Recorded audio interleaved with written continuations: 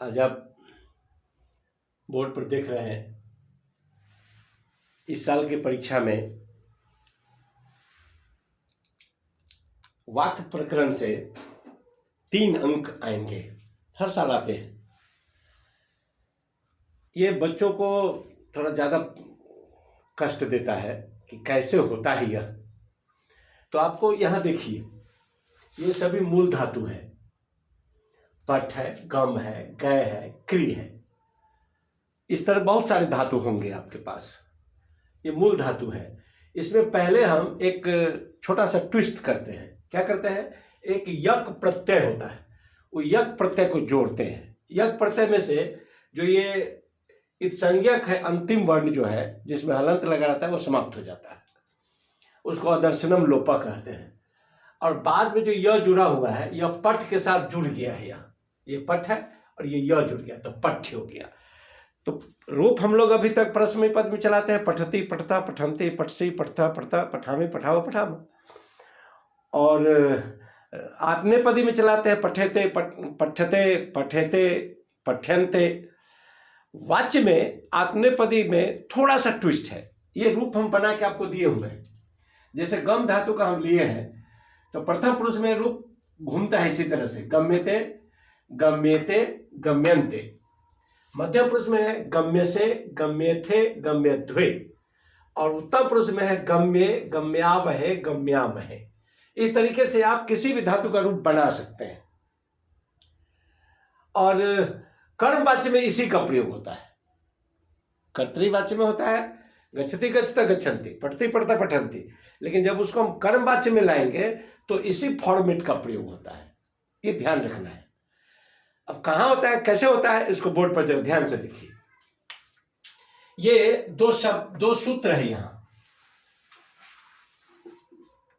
उपपद विभक्ति का 2 सूत्र है। यहां कहता है उक्ते कर्तरि प्रथमा और उक्ते कर्मणि प्रथमा। ये दोनों में उक्त और अनुक्त लिखा हुआ है। एक में उक्त, 2 सूत्र में उक्त लिखा हुआ है और इस 2 सूत्र में अनुक्त लिखा हुआ है। अनुक्त का मतलब मैं आपको समझाता हूं और उक्त का मतलब समझाता हूं। देखिए, जैसे अहम गृहम गच्छामि, ठीक है, अहम गृहम गच्छामि होता है। अब इस अहम को हम हटा देते हैं। यहां पर अगर हम त्वम लगा देते हैं तो यहां पर क्रिया बदल जाएगी। त्वम गृहम यहां पर हो जाएगा गच्छसि, ठीक है। अब इस गृहम को अगर हम बदल दें किसी कारणवश, गृहम को हम गृहे कर दें, गृहे कर दें, फिर भी इस क्रिया पर कोई प्रभाव नहीं पड़ता है।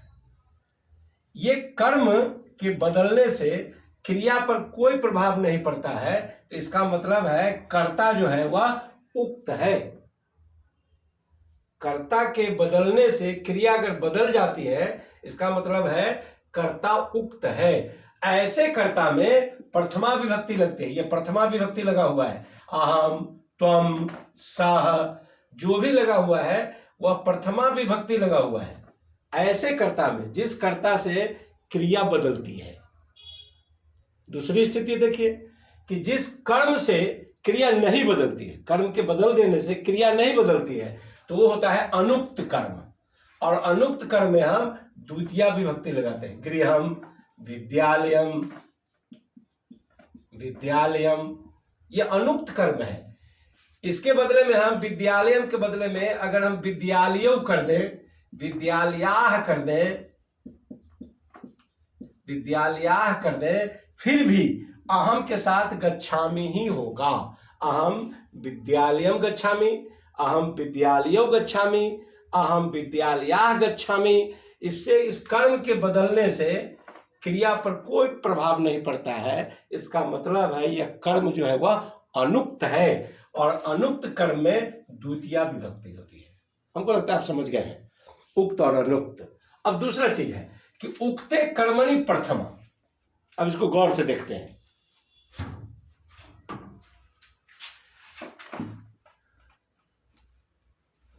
अब इसको गौर से देखते हैं। उक्ते कर्मणि, उक्ते कर्मणि कैसे देखेंगे? अब ये कहता है कि उक्ते कर्मणि प्रथमा। उक्ते कर्मणि प्रथमा क्या है? तो जब कर्म उक्त होगा, कर्म जब उक्त होगा तो कर्ता जो है वह अनुक्त हो जाएगा, कर्ता अनुक्त होगा और यह कर्मवाच्य कहलाएगा। कर्मवाच्य में ही कर्ता उक्त होता, कर्म उक्त होता है। कर्तृवाच्य में कर्ता उक्त होता है, कर्मवाच्य में कर्म उक्त होता है। तो उक्त कर्म के हिसाब से क्रिया बदल जाएगी। देखिए, कर्ता को हम लिखते हैं मया, अहम से मया बदल गया, यहां अहम था, अब ये मया हो गया। अब यहां पर कर्म में प्रथमा विभक्ति लिखते, तो विद्यालय था, अभी हम विद्यालयम लिख रहे थे, अब हम लिख रहे हैं इसको विद्यालयः। ठीक है। अब ये विद्यालय जो है ये उक्त कर्म है, इसलिए उक्त कर्म में प्रथमा विभक्ति आ गई है। अब यहां पर जो क्रिया है, अब ध्यान देने की बात है, यहां पर जो क्रिया है यह इसके हिसाब से नहीं चलने वाला है, इसके हिसाब से चलने वाला है। तो मया गृहम गम्यते, मया गृहम गम्यते हो गया। अगर परीक्षा में क्या होता है, कभी ये गायब हो जाता है, कभी ये गायब हो जाता है और कभी ये गायब हो जाता है। इसी 3 तरह के प्रश्न होते हैं परीक्षा में। कभी इस पार्ट को हटा देगा, कभी इस पार्ट को हटा देगा, कभी इस पार्ट को हटा देगा, और उसका विकल्प भी यहां दिया रहता है, यहां विकल्प भी दिया रहता है। तो ध्यान देना है कि हमारा कौन सा पार्ट गायब है और क्रिया कैसी है। क्रिया अगर इस फॉर्मेट में है, इस फॉर्मेट में है, इसका मतलब है यह कर्तृवाच्य है। क्रिया अगर इस फॉर्मेट में है तो इसका मतलब है वाक्य हमारा कर्मवाच्य में है। ये थोड़ा सा दिमाग लगाना है। अगर हमको ये पता चल जाए कि ये कर्ता क्रिया जो है ये कर्तृवाच्य में है, इसका मतलब है कर्तृवाच्य में ये कर्ता होगा, कर्म का उक्ते कर्तरि प्रथमा। और ये अगर इस पार्ट में है तो यहां पर विद्यालयम होगा, विद्यालयम होगा। अगर इस फॉर्मेट में है, इसका मतलब है कि यह कर्मवाच्य में है, और कर्मवाच्य में अगर यह गायब है तो ये प्रथमा में होगा और ये तृतीया में होगा। यह प्रश्न पूछने का बोर्ड का यही तरीका है। ये गायब करेगा, ये गायब करेगा, और इसी 3 चीज के गायब करने से 3 नंबर का प्रश्न आता है। आप कर्ता यदि कर्मवाच्य में पहचान लेते हैं, कर्म यदि कर्मवाच्य में पहचान लेते हैं, क्रिया यदि पहचान लेते हैं कि कर्मवाच्य में है और कर्तृवाच्य में है, बस आपका काम आसान हो जाता है। तो कर्तृवाच्य में ध्यान रखना है कि कर्तृवाच्य में परस्मैपदी क्रिया का प्रयोग होता है, गच्छति गच्छता गच्छन्ति, और वर्तमान काल का ही पूछता है। वाच्य हमेशा वर्तमान काल में पूछेगा। भूत और भविष्य की चिंता आप नहीं करिए, पूछना ही नहीं है। बहुत सिंपल प्रश्न होते हैं, आपको सिर्फ धीरज रखना है। बोर्ड आपको तंग करने के लिए नहीं सोच रहा है, आपके दिमाग को थोड़ा सा जांच रहा है कि आप वर्तमान काल में आप आत्मनेपदी और परस्मैपदी का अंतर समझते हैं, बस इतना ही आपसे जानना चाह रहा है।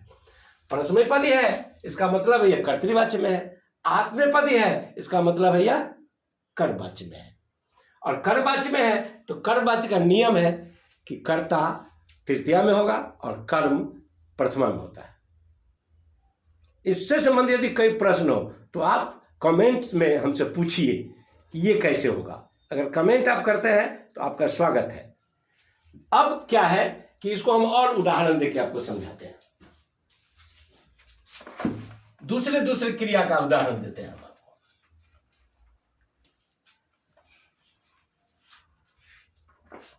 जैसे देखिए, सह सिंहम पश्यति, इसको तो सब, इस वाक्य को तो सब समझ रहे हैं कि पश्यति है इसका मतलब कर्तृवाच्य है, और सह के साथ प्रसक्ति आया हुआ है तो ये कर्तृवाच्य है। तो कर्तृवाच्य में अगर ये गायब हो गया तो ये द्वितीय में आएगा। अब इसी को हम कर्मवाच्य में बदलते हैं, तो देखिए सह को हम तृतीया में ले जाएंगे। सह तो ते तम तो तान और तेन ताभ्यम तय। तृतीया में सह का तेन होता है, तो यहां पर तेन हो गया।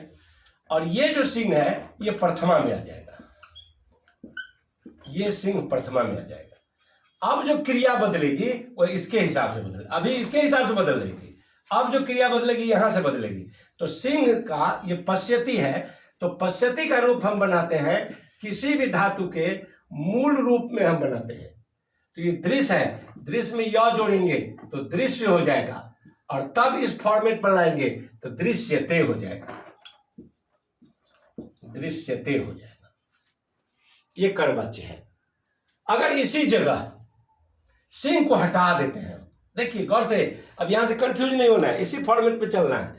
अगर इसी जगह ये प्रथमा विभक्ति है, ऐसा ही पूछता है हमेशा, कर्म जो है वह प्रथम पुरुष में ही पूछता है।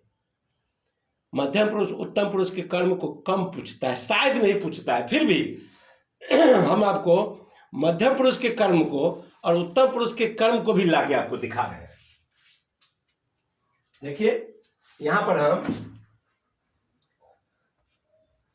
सह त्वाम, सह त्वाम पश्यते, वह तुमको देखता है, ये कर्म हो गया।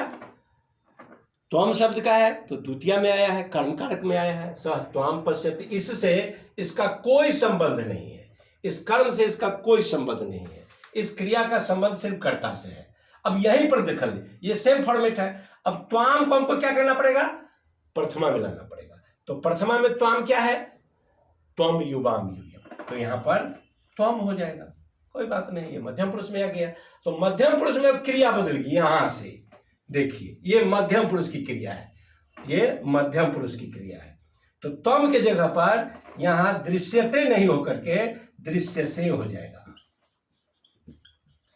दृश्य से हो जाएगा।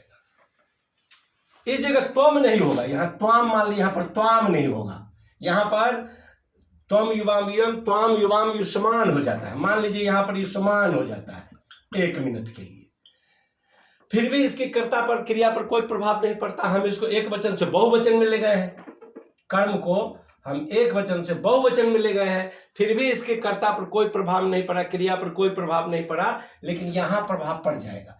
यहां पर युष्मान वयम में बदल, त्वम युवाम यूयम में बदल जाएगा।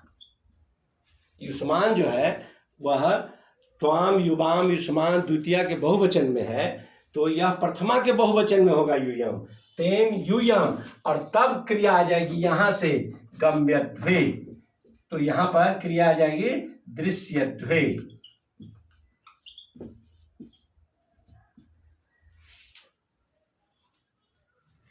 किसी तरीके से करिएगा, यहां पर जो कर्म आएगा उसी के हिसाब से यहां क्रिया बदलेगी। कर्मवाच्य में, कर्तृवाच्य में यहां पर जो कर्ता होगा उसके हिसाब से ये क्रिया बदलेगी। इसीलिए यहां पर सूत्र दिया हुआ उक्ते कर्तरि प्रथमा, उक्ते कर्मणि प्रथमा। यदि कर्म उक्त है, कर्म यहां उक्त है तो ये प्रथमा में है, अगर यहां पर कर्ता उक्त है तो ये प्रथमा में है, जो उक्त होगा वो प्रथमा में आएगा।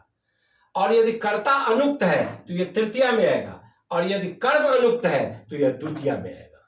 इतना ही का लफड़ा है, थोड़ा सा कूल होकर इसको सोचिएगा, हमारा अंदाज है आपकी सारी समस्याओं का समाधान हो जाएगा। बावजूद यदि कोई प्रॉब्लम हो तो आप कमेंट करिएगा। धन्यवाद।